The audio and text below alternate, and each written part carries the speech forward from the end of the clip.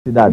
At katabi po niya, ang isa pa rin nating ibig na parangalan dito sa ating portion na ito, na siya po ay tinaguriang Father of Philippine Podcasting. Yan pong podcasting, ito po yung parabang pagre-record ng mga iba't ibang mga tinig, pagkatapos ibino-broadcast kung sa paraan, TV, radio, kung minsan internet. Yan po, tama. No? At siya po ay naging hinatawan din ng International Youth Parliament noong 2004, Youth in Action Award, nagwagi po siya niyan sa Washington, D.C. At nagwagi rin ng Global Youth Action Award sa New York noong 2003. Ako napaka-aktibo po, the youngest dubbing director at founder of Creative Voices and Voice of the Youth Network, si Pocholo Gonzales. Good evening, Poch. Yes, good evening po. Magkasama kami pala noon sa Malacanang, nung siya para makasama doon sa campaign team, no? Yes, sa Strong Republic. Yan, oo. So maganda yung nagkaroon ng kaunting pagtutunan, pero ngayon siya po ay meron ng sarili niyang iba't ibang mga gawain, pero tumutulong pa rin sa kabataan, no? At yan ang ating pag-uusapan ngayon. Ngayon, ang kasama ko po na makipagpulong sa kanila si Daveron, tama po? Dave Ron. Okay, Dave Ron Babaran. Siya po ay second year AB Mass Communications sa pamantasan ng lungsod ng Muntinlupa. Good evening, Dave or Ron. Good evening, sir. Medyo natalo, no? Pero tinuloy mo, no? At magandang bagay na bigyan din. Ngayon, si Pochola, ito, marami kang, you're inspirational, no? Sa mga kasama mong talents, and also sa mga advocacy mo for the youth, no? And maganda, I think you share something na you also push the youth to strive for being agents of change and social development. Tell us something about that. Yung mga basically, Secretary, ang Voice of the Youth Network po, kinreate ko para mabigyan ng pagkakataon yung mga kabataan na ma-express yung mga sarili nila. Kumbaga, Creative Voices, Voice of the Youth Network is all about encouraging every Filipino youth to believe in themselves in creating positive social change through ICT and media, information and communications technology. Kasi before, wala pong mga internet pa yan Puro TV, radio, dyaryo lang. Okay lang mag-record nga, tapos i-broadcast, di ba? Yes po. Ngayon, may pagkakataon na silang express yung mga nararamdaman nila through podcasting, blogging, and yung mga forums. Sige, papaliwanag ko lang yung kung ano po yung podcasting at blogging. Yung podcast, sinabi ko na kanina, boses po yun, inilalabas sa TV, radio, at saka sa internet. Yung blogging po, ito'y parang susulat ka, tapos ilalabas. Dave, okay. yeah. So, sir, balita ko kayo, Father of Philippine Podcasting. And, balita ko, sir, nagboses daw po kayo sa Meteor Garden. Yan, actually, sinimulan ko yung podcasting nung year 2000. That's the year when podcast became the word of the year.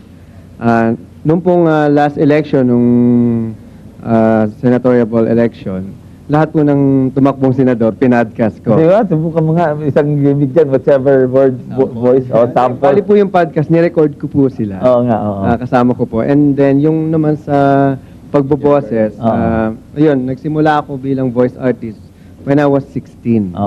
Sa isang stasyon. So, nagagaya yung ibang mga boses? Marami po tayo nagagaya. Subukan mo isa.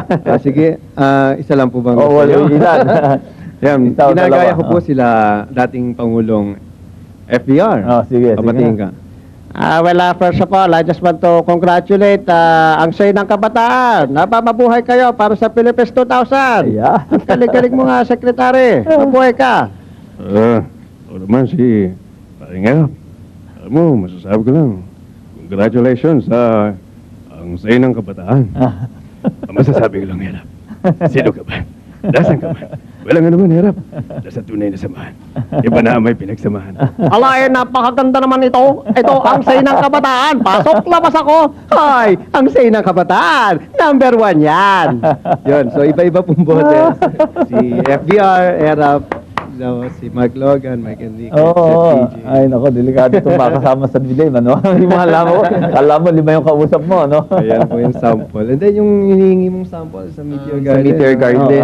Ako po nagboses sa father nung si Sancha. Yung boses niya, Ala naman ako ang tatay ni Sanchay. Kamukha mo si Daming Sir. Yan ba?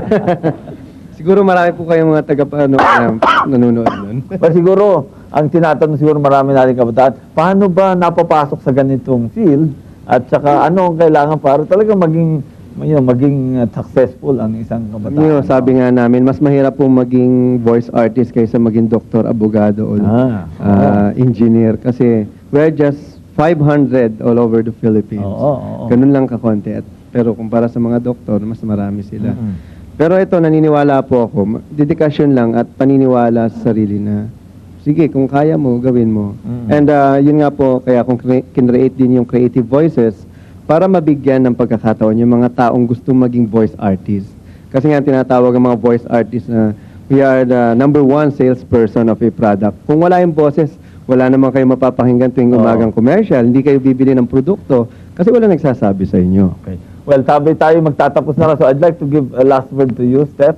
What can you tell our young people then to give them encouragement in studies naman and in scientific and mathematics? Siguro kahit mahirap sa umpisa, huwag susuko. Kasi, syempre dapat nag-work hard tayo to reach what we want to, diba? Kasi in the future naman, kahit naman, parang we reap what we sow. So, kahit kahit mahirap sa una, kailangan, tiyaga lang. Tapos, meron, kahit naman parang meron mga failures, it's what you get out of those failures that is important. So, kapag meron kang failure, you get parang you have to learn what you did wrong so that in the future, may mas malaking chance mo for success. Okay, well, tapos na tayo sa ating talakayan dito. Maraming salamat, Stephanie, at saka Pocholo, Dave Ron, at sa maganda naging talakayan natin dito. Pakinggan nyo ng mabuti yung mga podcast na naririnig nyo. Baka matunugan nyo si Pocholo, and of course, more power to you for not only the contest but your studies, no? Thank you very much. Tayo po ngayon ay tuloy na dun sa huling bahagi ng ating debate. Ito na po, sa ating debate, ang negative side, sasagot na po. Ito yung kanilang rebuttal dun sa affirmative side, sa kanila pong pananaw. Hindi naman sobra ang pagkahilig ng kabataan sa tagtog at saka sa pagsayaw. Narito si Paulo Ray Aure. Ayon sa naunang pahayag ng PRO, hindi dapat natin hadlangan at hindi natin maaaring masabing sobrang isang bagay. Lalo na ang pagkanta at pagsayaw dahil ito ang kinamulatan ng mga kabataan simula ng kanilang pagkabata. Ito rin ang pinamulat sa kanila ng kanilang mga gulang upang mahasa ang talento nila.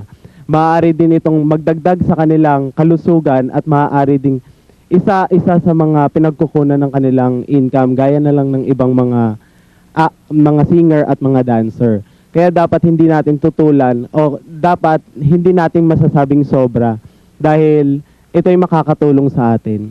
Maraming salamat, Paulo Ray. At maya-maya, siyempre, babalik ang ating mga panauhin para sa katapusan ng ating programa kung saan tatanungin natin ang kanilang mga opinyon tungkol sa ating debate. Sobra na ba ang pagkahilig ng kabataan sa sayawan at kantahan? At ngayon po tayo magbe-break sumandali pero narito po ang ating numero para sa mga grupo na ibig lumahok dito sa ASK 0915-5555-321. Magbabalik po ang Say ng Kabataan.